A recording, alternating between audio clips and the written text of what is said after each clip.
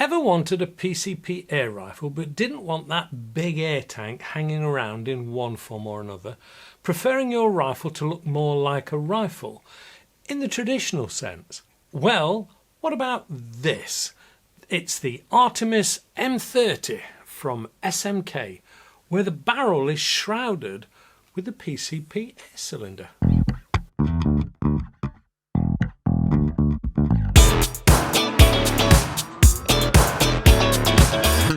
Hello and welcome to AAR on Air.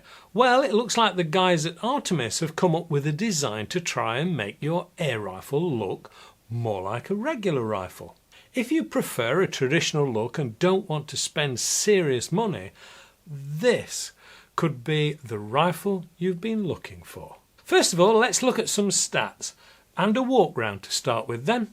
Well, it's a whopping 115 centimetres or 45¼ inches to be precise, and weighs 3.1 kilograms unscoped, which is about 6.8 pounds in decimalised allspeak, which is not particularly heavy.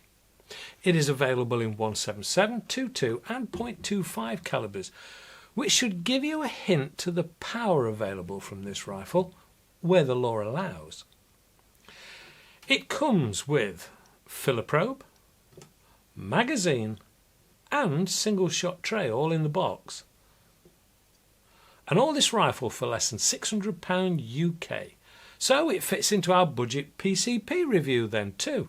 The stock is made from beech, and although it is very thin and waif-like without the cheek rest, it still feels comfortable and robust enough.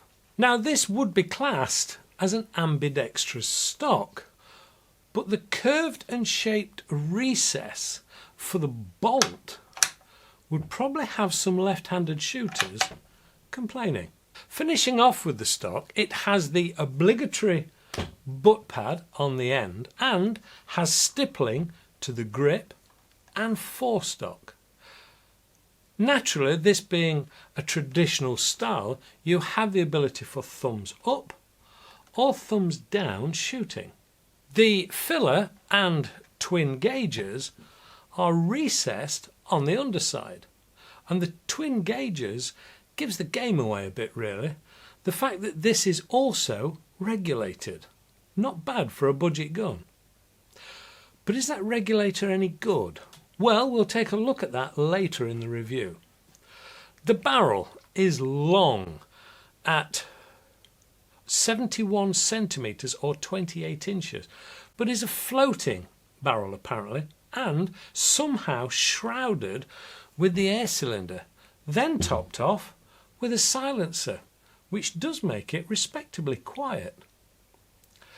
The top of the breech has rails for a scope, but it should be noted they are pretty short, so you need to be careful with your scope choice or have some form of extender.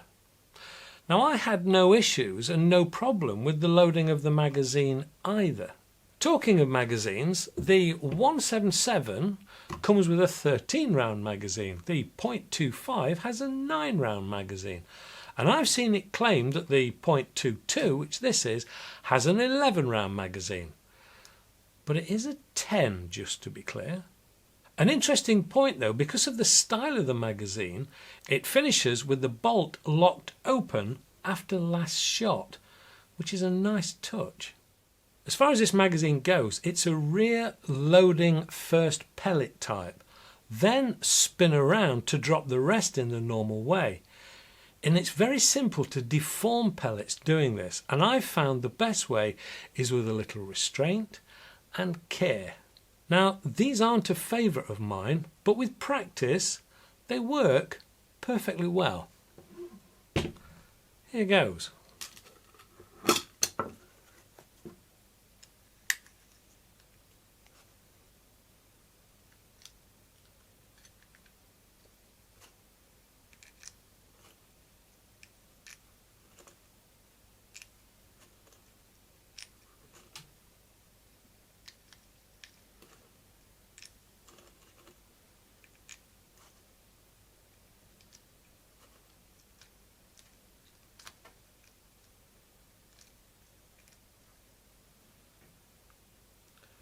all loaded, no deformed pellets. You do have the option, of course, of the single shot tray. The trigger then. Well, this is a two-stage item and is adjustable. This one is set for just over 1¼ pounds pull weight, which is just about right. Any less would be too light for me. Now, before anyone asks about shot count, there is nowhere that actually gives this information. And of course, it is power and caliber dependent. I can, however, tell you I've shot this a lot, including chrono work, scope zeroing, target work, and just for fun. And I didn't need to refill it at all. Now, this is the 2.2 version, sub 12 foot-pounds. So it's likely to give a higher shot count than, say, an FAC .25, for example. Now let's have a look at those power figures. I ran a full magazine over the chronograph to see what the power was set at, and more than anything to see if that regulator was doing its job. I shot 15.89 grain JSBs that were straight out of the tin and unsorted or weighed. The results were very surprising and quite impressive. The average power was 581 feet per second, which is close to the 12 foot-pound UK maximum at 11.9 foot-pounds, or 16.1 joules. The most impressive thing, though, was the spread, which was only 4 feet per second, which shows the regulator is doing an excellent job. Don't forget, this is a budget gun. So, suitably impressed. Let's move on to the accuracy test. As usual, shot at over 40 metres, again using unsorted pellets.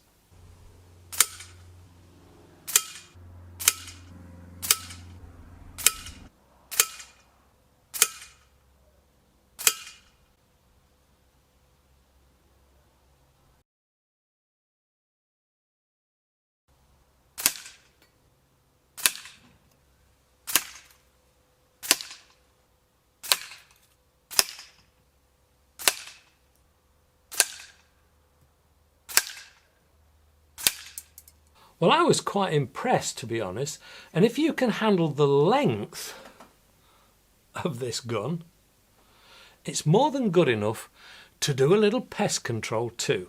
So, overall, a nice budget gun that is light enough, accurate enough, a different style to the normal PCP, well sorted tight regulator. I would say put this on the short list, but it isn't. This could be classed as a cure for the bullpup if ever you wanted one.